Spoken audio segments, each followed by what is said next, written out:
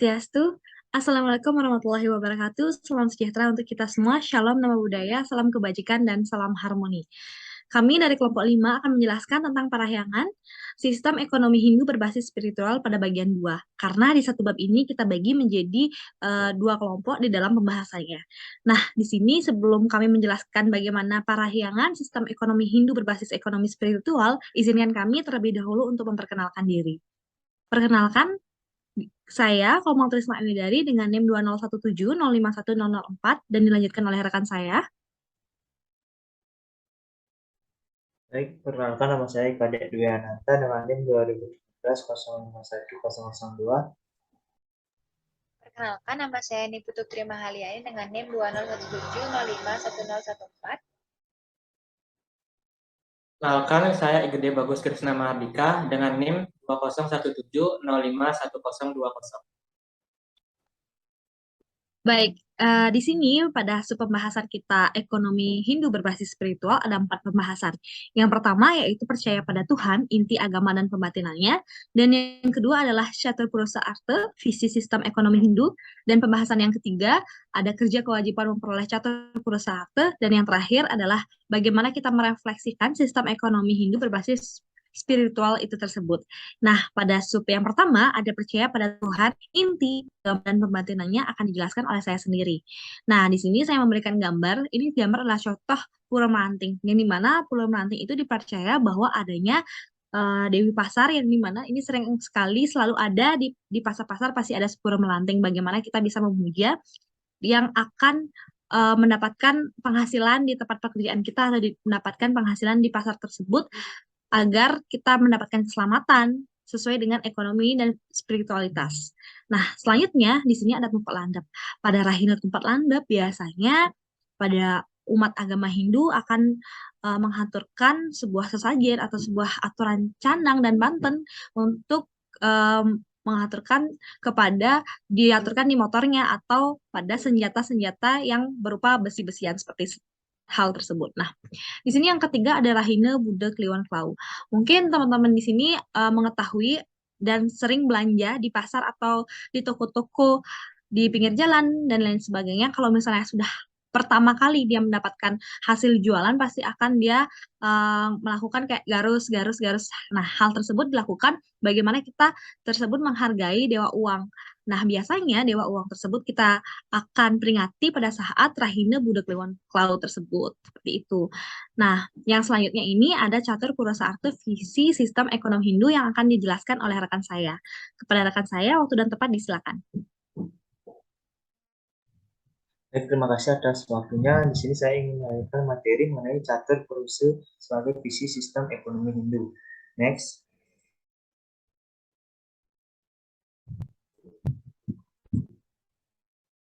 Jadi ekonomi Hindu mengacu kepada ajaran Chaturpurusa Artha, yang dimana bagiannya itu ada Dharma, Artha, Karma, dan Moksha. Jadi pengertian dari Artha itu adalah berarti kekayaan atau reduksi menjadi uang. Karma berarti adalah keinginan atau hasrat. Dan Moksha berarti kebebasan. Dan Dharma berarti kebajikan, kebebasan atau asas moralitas. Hal ini dapat dibandingkan bahwa agama Hindu mengenal Purusa sebagai nilai-nilai kehidupan. Terdiri dari 4 unsur, yaitu Dharma, Artha, Kama, dan Moksha. Manusia adalah makhluk yang tumbuh sekaligus terdiri dari komponen badan kasar menyatu dengan panca indera atau badan halus. Hal ini mengakibatkan manusia memiliki kama yang harus dipenuhi oleh manusia itu sendiri. Untuk itu, manusia pasti membutuhkan artha atau alat untuk memenuhi kama itu sendiri. Ini kekayaan atau uang. Dan kepemilikan artha ini adalah kepercayaan sebagai konsekuensi manusia sebagai memiliki kama. Cara manusia untuk mendapatkan artha dan pemanfaatnya itu harus berpedoman pada dharma baik yang disumberkan pada agama atau dharma agama atau berpedoman pada Pancasila atau peraturan perundang-undangan atau dharma negara. Sehingga jika ketiganya ini sudah tercapai, mungkin tujuan yang terakhir itu adalah moksha. Kemudian dari Dharma, Artha, dan Kama ini juga disebut dengan Triwarga. Kemudian hubungannya dengan ekonomi Hindu ini adalah bisnis harus berpedoman kepada triwarga atau catur purusa. Karena meta ekonomi bagi sistem ekonomi ini berkenaan dengan itu seorang yang bergerak dalam bidang bisnis sasaran adalah mencari arti atau keuntungan dalam bentuk uang dengan menggunakan berbagai modal termasuk dalamnya modal arte atau modal finansial. Kemudian pembisnis bertujuan menempatkan arte agar menjadi arte yang lebih baik dan lebih banyak lagi. Dengan cara ini seorang harus bisa melangsungkan kehidupan usahanya. Sekaligus untuk mendapatkan arte itu harus berpedoman pada dharma itu sendiri. Kemudian karma, untuk memenuhi karma dirinya sendiri itu harus juga berpedoman pada dharma. Kemudian next ada kutipan dari Rigveda nomor 3.4.7 yaitu berbuatlah sesuai dengan kemuliaan jayamu dan lakonilah kebenaran lewat tindakanmu. Dimana di sini kita diajarkan untuk berbuatlah sesuai dengan kepercayaanmu maupun itu sesuai dengan agama dan kepercayaan kita masing-masing. Karena itu akan menimbulkan kebenaran lewat tindakan sendiri. Sekian presentasi yang dapat saya sampaikan. Untuk materi yang selanjutnya akan dijelaskan oleh teman saya. Terima kasih Dwi. Jadi di sini saya akan melanjutkan presentasi mengenai topik kerja kewajiban memperoleh catur purusa arte. Seperti yang telah dijelaskan oleh rekan saya tadi, bahwa catur purusa arte merupakan tujuan hidup dari manusia. Nah, untuk mencapai sebuah tujuan hidup di mana kita ada 4 tujuan, di mana ada arta, kama, dan dharma dan moksa, maka manusia perlu untuk melakukan sebuah aktivitas atau bekerja. Nah, kerja adalah kewajiban bagi manusia. Dan juga dalam konteks kajian karma yoga menyatakan bahwa bekerja adalah makanan pokok kehidupan. Berarti manusia bekerja untuk bisa memperoleh kehidupan atau makanan dari hal tersebut. Next. Gagasan yang masuk akal mengenai kerja itu adalah mengenai sesuatu perbuatan yang sanggup mengangkat derajat dan mempertinggi martabat hidup masyarakat di mana kita dilahirkan. Gagasan ini tidak terlepas dari fungsi dan makna kerja, di mana pertama manusia itu adalah homo faber atau insan yang pekerja. Kedua juga manusia itu adalah kerja adalah sumber nafkah untuk bisa kita mendapatkan sebuah arta yang nantinya bisa digunakan untuk memenuhi kama atau keinginan. Nah, ketiga, kerja juga bisa diidentikan sebagai identitas bagi manusia atau disebut sebagai guru karena pekerjaan. Keempat, manusia adalah makhluk ciptaan Tuhan, di mana manusia perlu untuk meniru sifat-sifat Tuhan. Dalam halnya Tuhan mengatur dunia ini dan juga manusia di dalamnya, maka kita sebagai manusia juga meniru hal tersebut dengan bekerja agar untuk bisa memenuhi diri sendiri dan juga keluarga kita sendiri. Nah, kelima, ada kerja sebagai wujud kepedulian manusia, di mana kita dengan bekerja membuat sebuah barang atau jasa, kita bisa membantu orang dengan mereka bisa memenuhi kebutuhan mereka dengan barang kita tersebut. Nah, dan keenam, kerja juga mengacu kepada karma marga. Artinya kerja berdasarkan pada dharma merupakan wujud bakti kepada Tuhan. Nah, kerja ini juga sangat berkaitan dengan namanya catur. Seperti yang saya jelaskan tadi, kerja sangat berkaitan dengan catur purusa arte, di mana catur purusa arte itu sebagai tujuan, maka sangat berkaitan juga dengan namanya pengelompokan manusia. Sebelumnya manusia di era kerajaan, manusia dikelompokkan berdasarkan penggolongan profesinya, yang dikenal dalam istilah Hindu itu namanya catur warna. Next.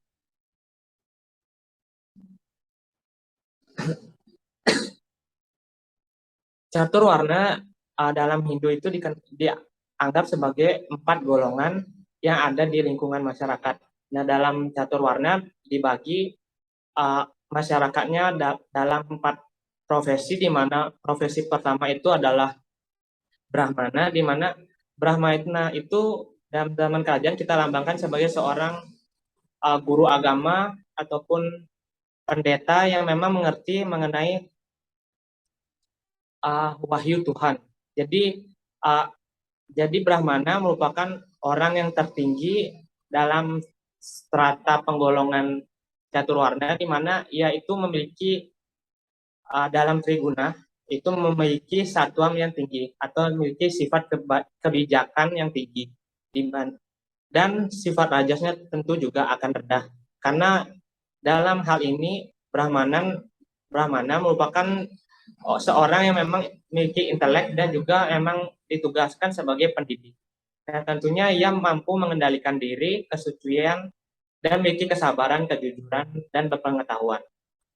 Yang kedua ada penggolongan berdasarkan yang kedua maksud saya adalah kesatria. Jenis ini merupakan masyarakat di mana golongan seseorang yang memiliki jiwa-jiwa kesatria atau kepahlawanan, di mana dalam trigunanya atau sifat kepribadian seseorangnya akan didominasi oleh sifat-sifat satuan dan rajas. Kita tahu bahwasanya kesatria merupakan orang yang memang memiliki nafsu tinggi akan sebuah kekuasaan, sehingga tentu sifat rajas atau keraksasaan akan mendominasi dalam dirinya.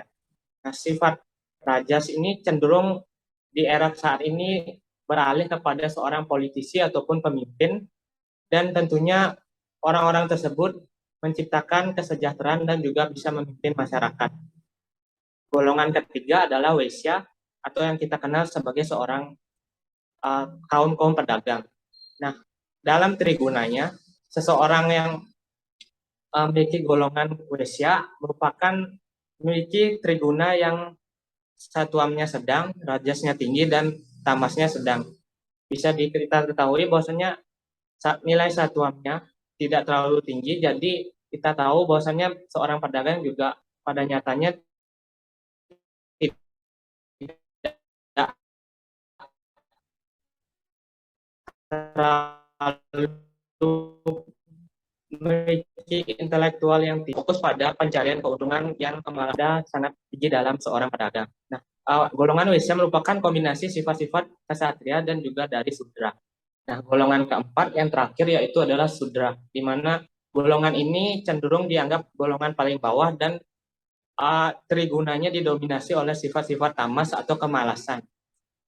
Kenapa bisa golongan Sudra atau pelayan ini bisa digolongkan sebagai orang-orang yang memiliki rasa malas yang tinggi? Mungkin karena pada zaman dahulu orang-orang ini hanya berfokus pada pekerjaan yang fokus pada kekuatan fisik, dan juga mereka tentunya jarang yang memiliki keterampilan, seperti halnya mungkin seperti tukang bersih-bersih atau sebagainya. Jadi orang-orang ini cenderung tidak memiliki inovasi dan juga kurang keterampilan, sehingga anggapan seseorang bahwasanya golongan Sudra merupakan golongan terendah, padahal pada kenyataannya semua atau keempat golongan yang tadi saya sebutkan merupakan suatu kesatuan yang tidak bisa terpisahkan dalam sebuah kehidupan. Kita tidak bisa hidup tanpa adanya cuma satu golongan saja atau golongan Brahmana saja, tanpa adanya golongan lain seperti Waisya, Sudra, dan Ksatria. Nah, dalam halnya ini dalam berbagai kitab disebutkan bahwasanya caturwarna merupakan satu kesatuan yang bisa tidak terpisahkan dan sangat penting untuk bisa mewujudkan tujuan kehidupan manusia, yakni catur purusa arta. Namun selain itu kita akan berhubungan dengan namanya Mani Astagina. Next.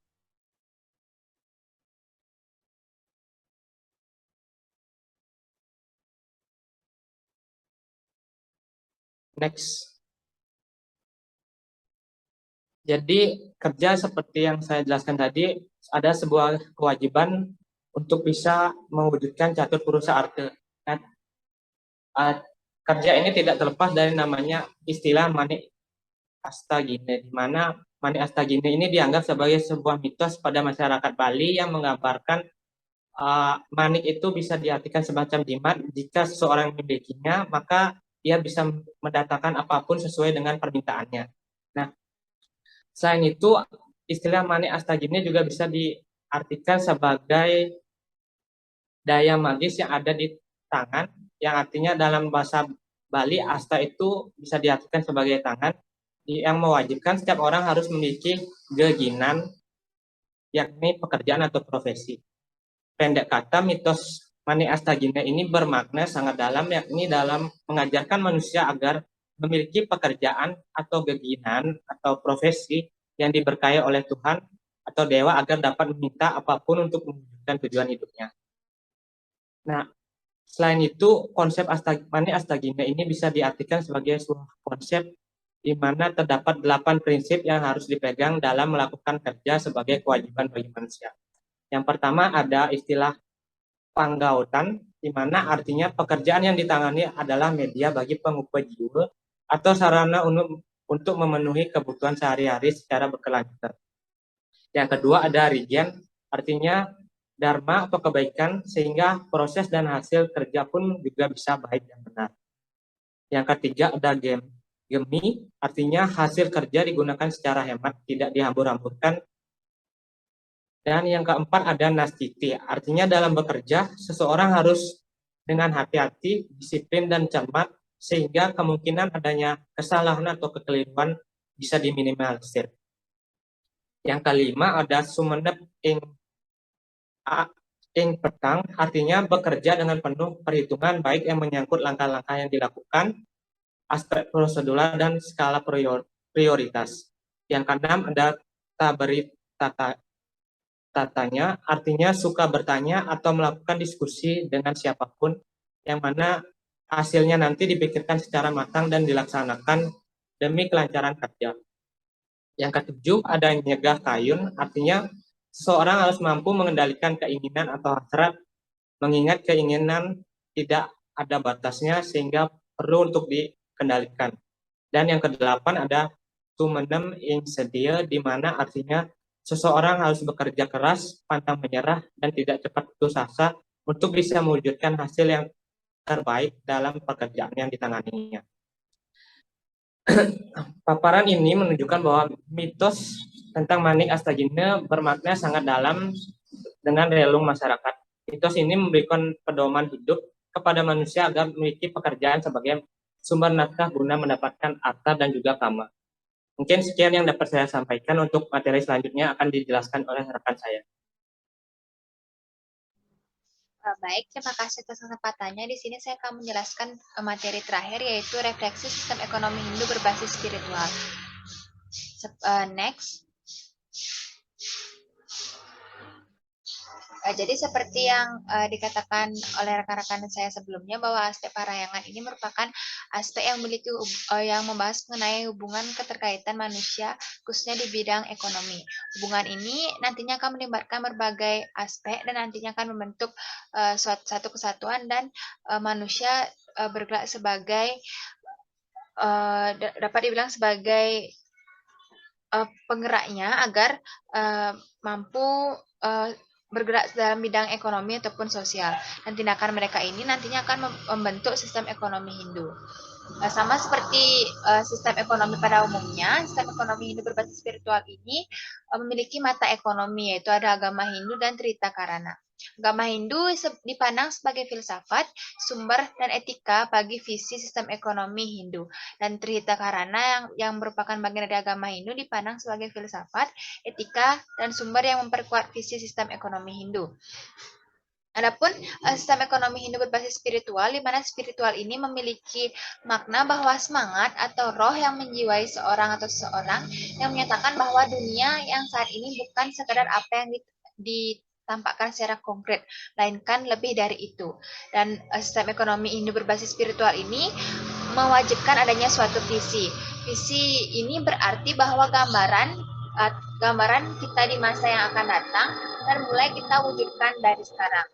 Adapun visi dari sistem ekonomi Hindu yaitu Catur Purusa Artha. Catur Purusa Artha ini memiliki bagian, yaitu ada Dharma, Artha, Kama, dan Moksa. Dharma di sini dibagi lagi menjadi dua, yaitu ada Dharma negara dan Dharma agama. Dharma agama ini merupakan agama Hindu dan Dharma negara ini merupakan Pancasila dan perundang-undangan di negara kita. Jadi Dharma agama dan Dharma negara ini digunakan sebagai pedoman atau landasan dalam melakukan suatu kegiatan khususnya di bidang ekonomi itu sendiri. Dan arta itu berarti kekayaan, kemudian ada kama yaitu keinginan atau hawa nafsu, dan yang terakhir yaitu moksa yaitu tujuan hidup tertinggi dari umat Hindu agar mampu menyatu dengan Tuhan Yang Maha Esa dan terbebas dari reinkarnasi. Kemudian pengklasifikasian pelaku ekonomi di sistem ekonomi Hindu berbasis spiritual ini dibagi lagi menjadi 4 yang disebut sebagai catur warna. Dan catur warna ini memiliki bagian yaitu yang pertama Brahmana, Ksatria, Waisya, dan Sudra. Di mana keempat catur warna ini nantinya akan bersinergi untuk mewujudkan visi dari sistem ekonomi Hindu itu sendiri. Nah, bentuk sinergitasnya yaitu dengan menganggap kerja adalah sebagai suatu kewajiban. Mengapa kerja disebut sebagai suatu kewajiban itu didorong dengan dengan 7 faktor. Yang pertama yaitu homo faber. Jadi manusia disebut sebagai homo faber atau makhluk pekerja. Yang kedua yaitu pangupa jiwa. Mengapa kerja disebut sebagai kewajiban? Karena ketika kita melakukan suatu pekerjaan, kita akan mendapatkan pangupa jiwa ataupun nafkah. Jadi kita akan mendapatkan upah dari apa yang kita perbuat. Yang ketiga yaitu ada identitas diri. Jadi ketika kita melakukan suatu pekerjaan, maka kita akan memperoleh identitas untuk diri kita sendiri. Misalnya kita bekerja di bidang kesehatan, kita bekerja sebagai dokter, maka kita akan mendapat identitas sebagai seorang dokter. Kemudian yang keempat yaitu ada kesosialan manusia. Jadi misalkan seperti yang saya contohkan tadi bahwa kita bekerja sebagai dokter, maka dengan pekerjaan tersebut kita akan melakukan interaksi dengan pasien kita dengan interaksi sosial itu sendiri. Dan tentunya dengan bekerja ini kita akan melakukan interaksi lebih luas dengan masyarakat lainnya. Kemudian yang ke 5 yaitu ada memodeli Tuhan. Memodeli Tuhan dalam hal ini diartikan bahwa kita meniru Tuhan. Ketika kita bekerja ataupun melakukan suatu pekerjaan, kita memiliki tujuan agar mampu menjalankan keberlangsungan hidup, baik itu makrokosmos ataupun mikrokosmos. Kemudian ada karma marga. Jadi dengan adanya kerja atau kita melakukan kerja ini memiliki tujuan, yaitu ada mewujudkan kebahagiaan menggunakan K huruf kecil atau disebut juga dengan kebahagiaan dunia, dan mewujudkan kebahagiaan menggunakan K besar, yaitu kebahagiaan di dunia akhirat. Yang terakhir yaitu astagina. Astagina ini merupakan suatu pekerjaan dianggap sesuatu yang harus dilakukan, dan ketika kita melakukan kerja atau bekerja, maka kita bisa dianggap sebagai manusia seutuhnya. Jadi dapat disimpulkan bahwa tujuan dari sistem ekonomi Hindu berbasis spiritual ini ada 3. Yang pertama, membebaskan manusia dari kemiskinan, baik itu materi, rohani, atau akal budi. Yang kedua ada mewujudkan kebahagiaan menggunakan K kecil, yaitu kebahagiaan di dunia. Dan kemudian mewujudkan kebahagiaan menggunakan K besar, yaitu kebahagiaan di akhirat. Baik, sekian yang dapat saya sampaikan terkait materi terakhir. Untuk tepat dan waktu saya kembalikan kepada moderator. Terima kasih.